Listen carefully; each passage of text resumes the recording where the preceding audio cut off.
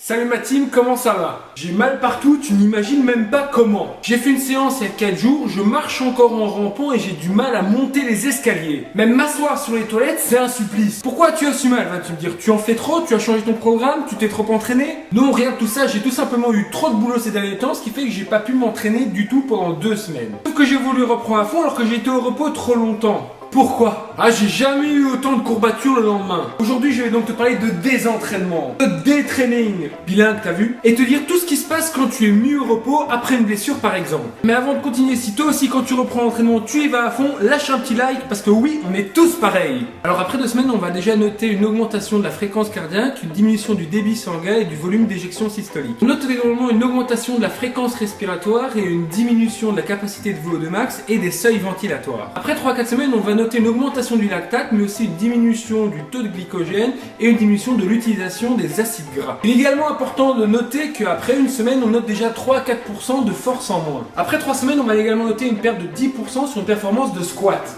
Sans oublier une amyotrophie, une diminution de l'endurance musculaire et une augmentation de la fatigue musculaire. Chez certains sportifs, on va également retrouver quelques troubles psychologiques comme par exemple du stress, des insomnies, des dépressions ou encore des énervements. Comment ça, plus la terre? Non mais tout le monde fait tout pour m'énerver, c'est pas possible.